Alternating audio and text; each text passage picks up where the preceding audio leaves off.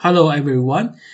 This time I'm going to show you the pace of the globalization and the new Cold War between the China and the USA. Since the disintegration of the Soviet Union in 1991, the international communist movement has fallen into a low ebb. The Western capitalist countries headed by the United States had rushed across the world. Whether it is for Asian dragons or Japan, they have been firmly pressed down by the Western world. When the United States and the Western world thought they are invincible, a new power is rising. The sudden rise of the emerging market countries represented by China caught the Western world by surprise. The rapid rise of China, Russia, India, and Iran disrupted the Western world's timetable, especially the China and Russia. After the reform and opening up, China's GDP has developed rapidly and has become the world's second largest economy. China has the world's best market, which is like a super magnet, attracting the attention of the international capital. From the Paris Camille in 1871 to the October Revolution of the 1917, neither the Paris Camille nor the Soviet Russia and the Soviet Union were able to form a huge market and such a strong economic power. Even in the Soviet Union, its GDP is not so high. The other is Russia. Since the disintegration of the Soviet Union, Russia has experienced a great social turmoil and economic chaos. It was not until Putin came to power that Russian economy began to slowly recover. With the foundation laid during the Soviet era, Russia's economy also began to slowly recover. Of course, there is also India. Since its independence, India has joined the capitalist globalization and greatly developed its economy. The Indian model is well known throughout the world. The other is Iran. Since the Islamic Revolution in 1979, after a brief Iran-Iraq war, Iran's economic strength quickly recovered, which is very rare in the entire Middle East. So, how does the Western world view these countries? The Western world has adopted development policies for these countries. For India, the Western world has adopted a policy of voting and buying. In incorporating India into the United States Indo-Pacific strategy and becoming an important military and economic ally of the United States in South Asia.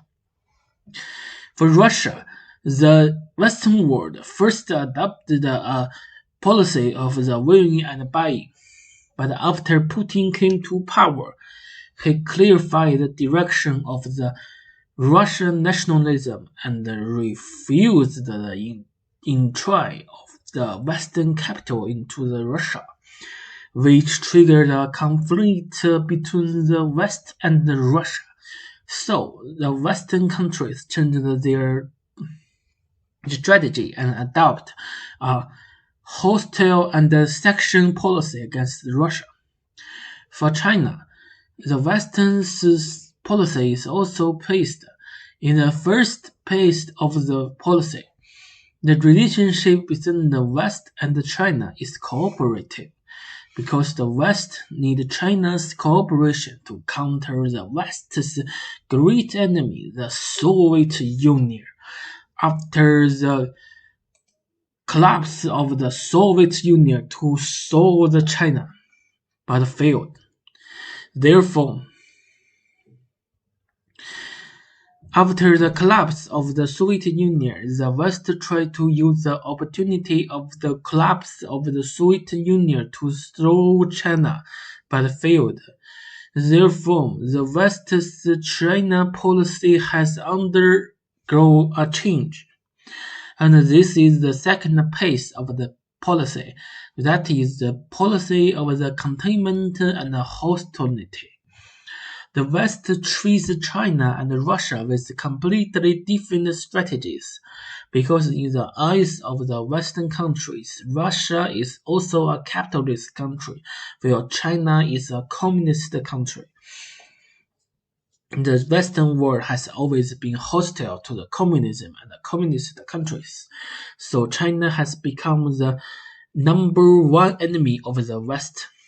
This is the historical background of the new Cold War, which can also be called the Cold War II.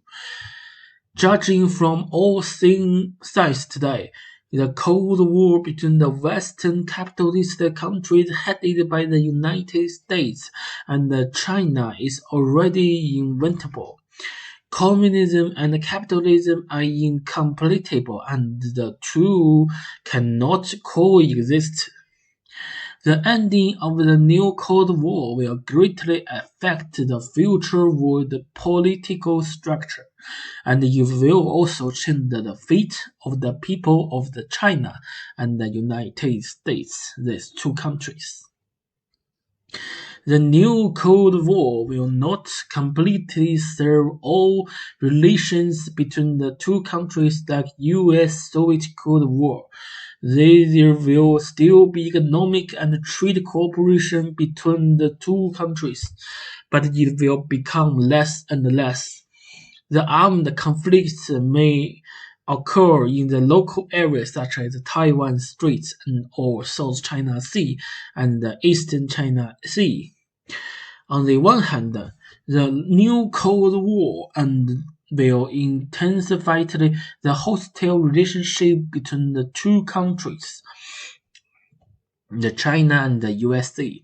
On the other hand, it will also intensify the rise of the wave of nationalism in the world. This will have an extremely negative impact on the current globalization, and even a revival of globalization will occur.